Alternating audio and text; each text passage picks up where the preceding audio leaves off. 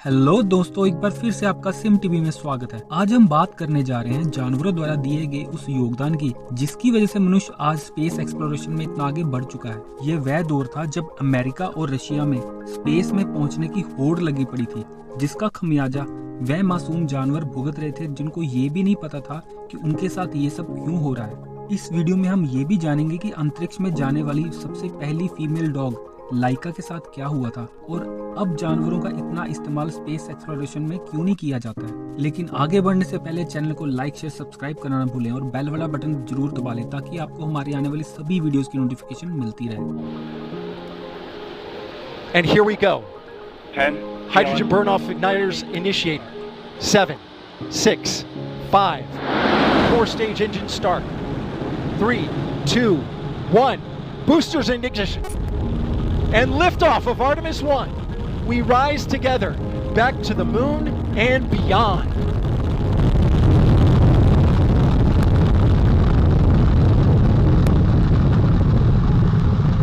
All 4 RS-25 engines on the core stage and 2 solid rocket boosters now propelling the vehicle at 128 miles per hour.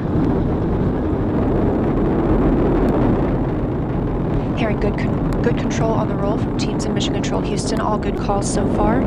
16 नवंबर 2022 को NASA का Artemis 1 Kennedy space centre से अपने 25 दिन 11 घंटे 36 minute के सफर के लिए चांद की तरफ उड़ान भरता है। अपने इस सफर के दौरान आर्टेमिस 1 20,92,147 किलोमीटर का सफर तय करेगा। इस मिशन के दौरान नासा अपने नए ओरिएंट स्पेसक्राफ्ट को चेक करेगा, स्पेशली उसकी हीट शील्ड को। वैसे तो आर्टेमिस 1 एक अनमैन्ड प्रोग्राम है, लेकिन इसमें 3 डमी क्रू मेंबर सवार हैं, कैप्टन मोनिकिन कैंपस, हेल्गा और जोहर। इन तीनों डमी क्रू मेंबर्स का ये काम है कि सफर के दौरान होने वाली वाइब्रेशन और रेडिएशन को नोट करना, जिससे कि आर्टेमिस 2 और आर्टेमिस 3 जैसे मैन्ड मून मिशन के दौरान एस्ट्रोनॉट को कौन कौन सी मुश्किलों का सामना करना पड़ेगा उसके बारे में पता लगाया जा सके। इनमें से हर एक डमी क्रू मेंबर्स में 55,000 सेंसर्स लगे हैं जो कि सफर के दौरान होने वाली सभी गतिविधियों को नोट करेंगे। 1950 के दशक में टेक्नोलॉजी इतनी उन्नत नहीं हुई थी। उस समय ऐसे डमी क्रू मेंबर्स नहीं हुआ करते थे। तब अमेरिका और रशिया के बीच में अंतरिक्ष में पहले पहुंचने के लिए होड़ लगी पड़ी थी। इसलिए उस दौरान मनुष्य के शरीर पर अंतरिक्ष में सफर करने के दौरान होने वाले प्रभावों को जानने के लिए ऐसे डमी क्रू मेंबर्स की जगह पर स्पेसक्राफ्ट में जानवरों को भेजा जाता था।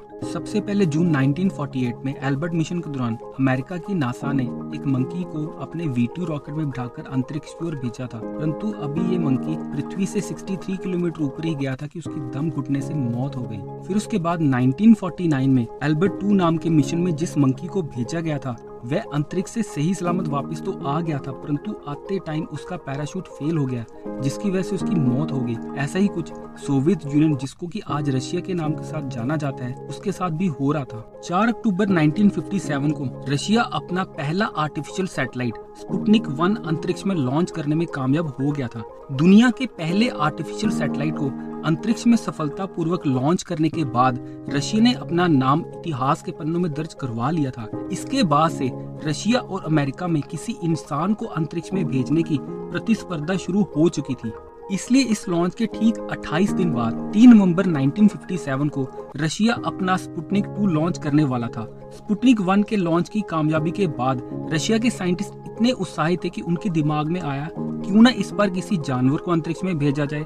इसके लिए एक फीमेल डॉग की जरूरत थी, साथ ही एक ऐसे कैबिन की जिसमें कि फीमेल डॉग को अंतरिक्ष में लॉन्च किया जाना था। इस मिशन के लिए रशिया के मॉस्को शहर में 1954 में जन्मी मोंगरेन ब्रीड की फीमेल डॉग को चुना गया, जिसका नाम लाइका था।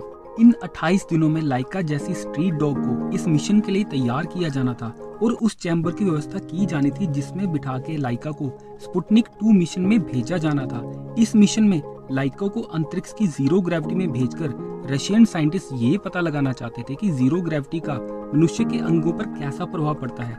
इसलिए स्पुतनिक 2 में भेजे जाने वाले चैम्बर में लाइका के लिए 9 से 10 दिन की ऑक्सीजन और खाने की व्यवस्था की गई थी। उस दौर में रशिया ने 71 डॉग्स को अंतरिक्ष में भेजा था, जिनमें से ज्यादातर फीमेल डॉग्स थी क्योंकि उनका यूरिन कलेक्ट करना आसान था। रशिया द्वारा भेजे गए 71 डॉग्स में से 17 डॉग्स की मौत हो गई थी। स्पुतनिक 2 मिशन के दौरान लाइका की मौत भी निश्चित थी, क्योंकि उस समय तक अंतरिक्ष से वापस आने की टेक्निक नहीं विकसित हुई थी। लाइका की निश्चित मौत को देखते हुए उसको ट्रेनिंग करवाने वाले टेक्नीशियन उसकी ट्रेनिंग पूरा होने के बाद उसको एक दिन के लिए अपने घर ले गया, ताकि लाइका अपनी जिंदगी के कुछ हसीन पल जी ले। जैसे ही मिशन लॉन्च की घड़ी पास आती है, एक टेक्नीशियन लाइका के माथे को चूमकर उसको उस चैम्बर में डाल देता है, जिसमें अगले 8 से 9 दिन लाइका को अंतरिक्ष में रहना था। मिशन के लॉन्च होने के 3 दिन पहले तक लाइका को उस चैम्बर में डालकर स्पुतनिक 2 में बिठा दिया जाता है, ताकि लाइका इस मिशन के दौरान उस चैम्बर में बैठने की आदी हो जाए। इस दौरान लाइका बहुत घबराई हुई थी। जैसे ही 3 नवंबर 1957 को स्पुतनिक 2 लॉन्च होता है, तो लाइका के चैम्बर का कूलिंग सिस्टम फेल हो जाता है, क्योंकि लॉन्च के दौरान स्पुतनिक 2 का एक रॉकेट बूस्टर समय के अनुसार उससे अलग नहीं हो पाता है। अगले 3 घंटे तक लाइका के जीवित होने के सिग्नल सोवियत यूनियन के स्टेशन को मिलते रहते हैं, परंतु 5 घंटे बाद लाइका के सिग्नल स्टेशन को मिलना बंद हो जाते हैं। लास्ट में मिले सिग्नल के अनुसार लाइका का हार्ट रेट नॉर्मल रेट से 3 गुना ज्यादा पाया जाता है। एक अनुमान के अनुसार लाइका की मौत का कारण डिहाइड्रेशन, स्ट्रेस और अत्यधिक तापमान था। वह एक ऐसा दौर था जब ऐसे एक्सपेरिमेंट इन बेजुबान जानवर पर होते रहते थे, जिसकी वजह से ये जानवर दर्दनाक मौत के शिकार होते थे। परंतु आज की हाई टेक्नोलॉजी की वजह से इन बेजुबान जानवरों की जगह ऐसे डमी क्रू मेंबर्स ने ले ली है, जो किसी मिशन की सटीक जानकारी देते हैं। अब बारी है आज पूछे जाने वाले सवाल की, जिसका सही जवाब कमेंट बॉक्स में देकर आप भी एक शानदार नेकबैंड जीत सकते हैं। हमारा आज का प्रश्न है कि आर्टेमिस 1 मिशन की लॉन्च डेट क्या थी। इस प्रश्न का सही उत्तर देकर आप भी इस गिव अवे में शामिल हो जाएंगे। आज की वीडियो के लिए बस इतना ही।